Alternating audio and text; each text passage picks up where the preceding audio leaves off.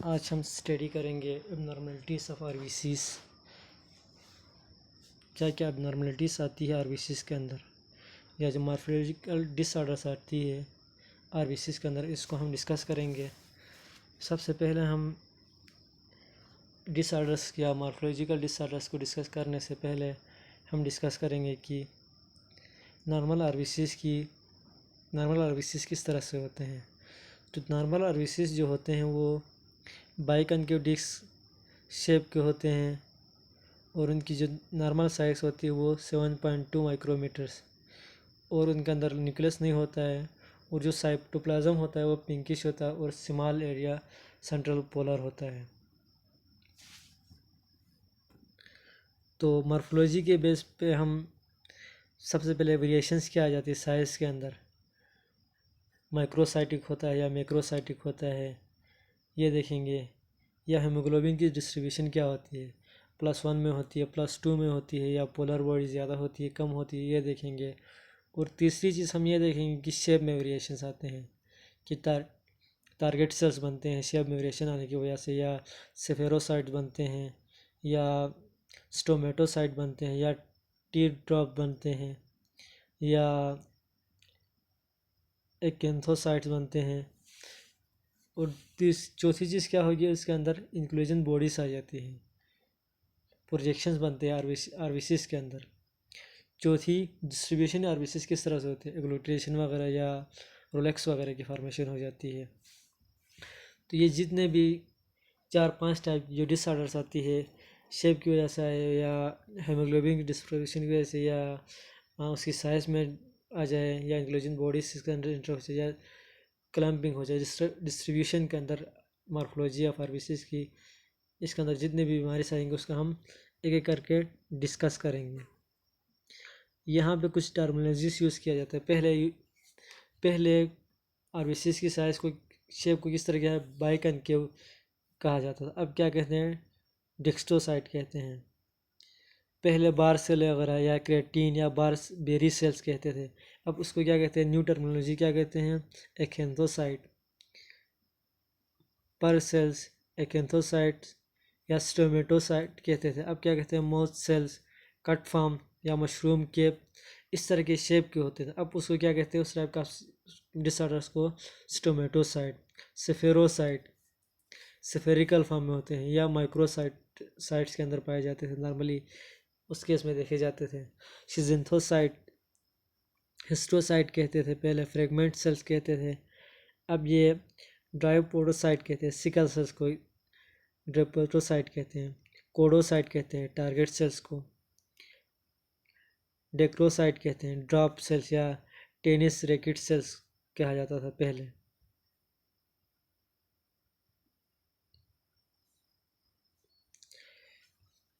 अब पहले देखते हैं कि नॉर्मल आरबीसीज़ किस तरह नॉर्मल आरबीसीज़ होगा, variation on the basis of size के ऊपर। पहली लाइन में जो दिखाया गया है यहाँ पे देखिए, इस लाइन में देखिए, इस लाइन में जो दिखाया गया है, ये जो नॉर्मल आरबीसीज़ पहला वाला ये जो हो गया, जो नॉर्मल आरबीसी हो गया ना, ये थोड़ा मसला पेश कर रहा है। नॉर्मल आरबीसीज़ ये हो गया, जो नॉर्मल आरबीसी का शेप हो गया। ये माइक्रोसाइट, इसमें क्या होगा कि सेल की साइज़ छोटी हो जाएगी, फिर साइज़ की वेरिएशन के अंदर मैक्रोसाइटिक हो गया, या ओवल माइक्रोसाइटिक हो गया, हाइपोक्रोमिक माइक्रोसाइट्स के अंदर चला जाएगा। अब ये हीमोग्लोबिन की डिस्ट्रीब्यूशन के अंदर हाइपोक्रोमिक होगा, पॉलीक्रोमिक होगा। हाइपोक्रोमिक के अंदर क्या होगा, +1, जिसमें जो पोलर बॉडी बनी हुई है अंदर थोड़ी कम पोलर बनती है, उसको क्या कहते हैं, +1 देंगे हम रिजल्ट के अंदर। अगर आपको ज़्यादा 1/3 से ज़्यादा नज़र आ जाती है सेंट्रल पोलर बॉडीज़ तो +2 देंगे।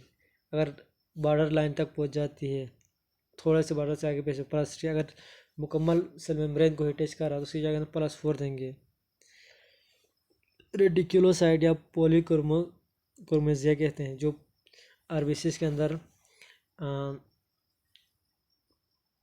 एसिन ब्लू, एसिन और वो मैसेंजर आरएनए दोनों की एक कलर शो कर देता है। ये ब्लू ग्रे कलर का जब शो होता है तो उसको क्या कहते हैं, पॉलीक्रोमेसिया के अंदर। और शेप के अंदर वेरिएशन आ जाती है, टारगेट सेल्स बन जाते हैं। उसके बीच में जो क्या बनता है, एक टारगेट की तरह सेंट्रल पोलर बॉडी के अंदर कोई डॉट शो हो जाता है, उसको क्या है, टारगेट सेल्स। या एक्सोसाइट इरेगुलर प्रोजेक्शन हो जाएंगे। स्फेनोसाइट, ओलोस ओवलोसाइट मतलब कि ओवल शेप, स्टोमेटोसाइट बीच में लेंस लाइक बन जाएगा, स्टोमेटा शेप का सिकल सेल दरंती की तरह बन जाएगा, बार सेल्स इसके ऊपर ड्रॉप एक ड्रॉप की तरह बन जाएगा। इंक्लूजन बॉडीज़ के अंदर क्या होगा, ये कोबार ड्रिंक्स बन जाते हैं, एक सेंट्रल पोरन के अंदर एक रिम शेप का बन जाता है। या बेजोफिलिक स्टेबनिंग अंदर प्रोजेक्शंस हो जाते हैं पूरे सेल के अंदर। हेलोजोल एक साइड में पोलर बॉडी से साइड पे क्या होगा, आरबीसीज की एक डाट उसको क्या कहते हैं, पोलर जोल। एग्लूटिनेशन इसमें क्लम्पिंग हो जाती है। या रोलेक्स क्या कहते हैं, स्टाक मतलब कि एक गुच्छे की तरह कोइन के बन जाते हैं। ये तो सर नॉर्मल सा हिंट सा है कि इस बेसिस पे हम क्या करेंगे, पढ़ेंगे इसके अंदर वेरिएशंस, इस तरह के शेप में वेरिएशन आ जाएंगे। अब आगे हम क्या करेंगे, डिटेल्स में पढ़ेंगे। अब normal blood cell of morphology किस तरह से होगी। Discover the examination state smear abnormality few in numbers are numerous and important into identify correctly। पहले तो ये इनके नंबर में वेरिएशन आ सकता है, उसके बाद कुछ ज़्यादा होंगे नंबर्स में या कुछ कम होंगे आरबीसीज। और सबसे मेन चीज़ मॉर्फोलॉजी को क्या जो डिसऑर्डर आती है उसको करेक्टली आइडेंटिफाई करना, मेन डिजीज़ को डिस्कवर तब कर सकते हैं। वेरिएशन आ जाती है सेल डिस्ट्रीब्यूशन में। अब सेल वेरिएशन के अंदर डिस्ट्रीब्यूशन आते हैं, एक तो होता है एग्लूटिनेशन हो सकती है और दूसरा हो जाता है रोलेक्स।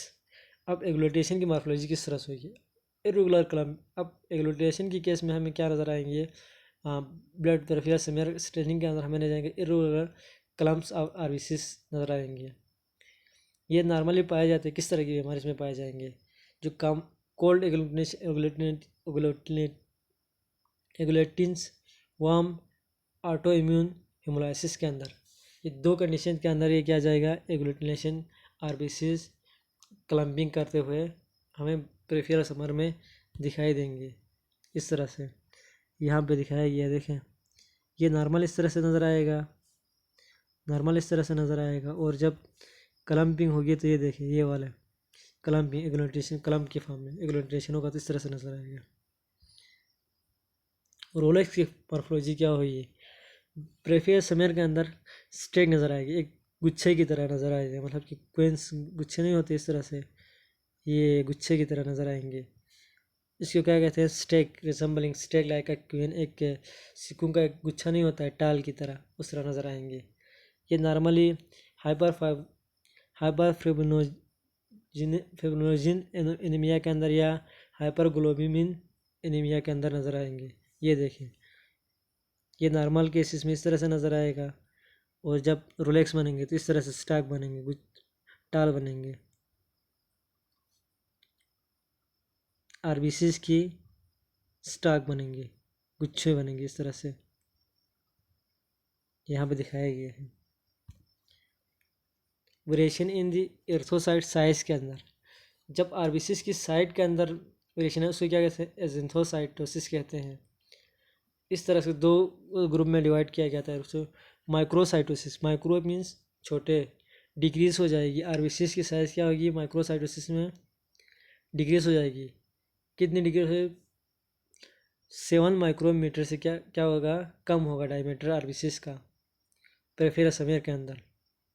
ये नॉर्मली हमें दिखने को मिलता है, कब दिखाई देता है, आयरन डिफिशिएंसी एनीमिया के केस में, थैलेसीमिया के केस में, या सिड्रोब्लास्टिक एनीमिया के केस में।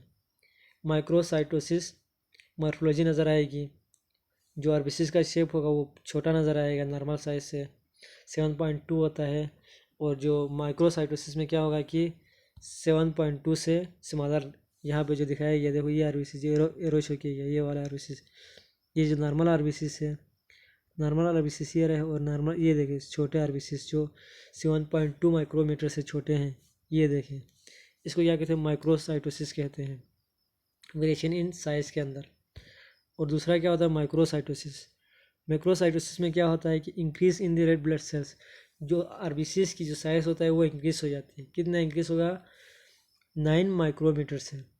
माइक्रोमीटर से क्या होगा, डायमीटर 9 माइक्रोमीटर से इंक्रीज होगा और वो राउंड शेप के बनेंगे और ओवल शेप के बनेंगे। जानवर में जो आरबीसीस होते हैं वो बाइकॉन्केव डिस्क शेप के होते हैं और ये फ्लोट इन विटामिन 2 डिफिशिएंसी में क्या होगा, ओवल शेप के नज़र आएंगे। लिवर डिजीज या रेटिकुलोसाइटोसिस में क्या आएंगे, ये दो राउंड नज़र आएंगे। आरबीसीस की साइज जो मार्फोलॉजी होगी वो नॉर्मल साइज से बड़े होंगे, 9 माइक्रोमीटर से बड़े होंगे और ओवल और राउंड शेप के नज़र आएंगे माइक्रोसाइटोसिस में। ये देखिए यहाँ पर दिखाया गया है, ये 9 माइक्रो, ये नॉर्मल आरबीसीस रहा, ये बड़े। वेरिएशन इन हेमोग्लोबिन कंटेन या कलर वेरिएशंस, कलर में वेरिएशंस आ जाएंगी। जो नॉर्मल आरबीसीस का कलर होगा वो क्या होगा, पिंकिश होगा, जबकि हाइपोक्रोमेसिया में की केस में क्या होगा, सेंट्रल पोलर जो बॉडी होती है वो क्या होगी, इंक्रीज होगी। जो नॉर्मल 1/3 डायमीटर होगा उससे क्या होगा, ज़्यादा सेंट्रल पोलर बॉडीज पाई जाएगी और हीमोग्लोबिन के अंदर एचबी की डिस्ट्रीब्यूशन क्या होगी, इंक्रीज हो जाएगी। और ये नॉर्मली दिखाई कब देगा, आयरन डिफिशिएंसी की केस में, थैलेसीमिया की केस में एंड माइक्रोसाइटोसिस में ये नज़र आएगा, हाइपोक्रोमेसिया की कंडीशन नज़र आएगी। इस तरह से देखें, ये देखें यहाँ पे शो किया गया है, यहाँ ये नॉर्मल आरबीसीस है ये, और इसमें क्या होगा, सेंट्रल पोलर बॉडी ज़्यादा दिखाई देगी। पॉलीक्रोमेसिया, उसमें मार्फोलॉजिस क्या होगी, स्टेन के अंदर शेड ब्लू ग्रे शेड का नज़र आएगा और किसकी वजह से, Uptake of eosin by haemoglobin के ज़रिए और बेसिक डाई राइबोसोमल आरएनए के ज़रिए से। ये भी माइक्रोसाइटोसिस, ये राउंड शेप का होगा और माइक्रोसाइटोसिस में इसकी जो शेप सेल का साइज होगा वो क्या होगा, 9 माइक्रोमीटर से बड़ा होगा। मेनली ये रेटिकुलोसाइटोसिस के सिचुएशन में नज़र आएगा, ब्लीडिंग में, हेमोलाइसिस के केसेस में, हेमेटिन फैक्टर रिप्लेसमेंट की वजह से, कि नॉर्मली पॉलीक्रोमेसिया में ये इस तरह की मार्फोलॉजीज नज़र आ सकती है। देखें ये बिल्कुल ब्लू ग्रे की फॉर्म में नज़र आएगा, ये आरबीसीस पेरिफेरल सेमिनल स्टेनिंग में इस तरह से नज़र आ सकता है। यहाँ पर डायग्राम में शो किया गया है।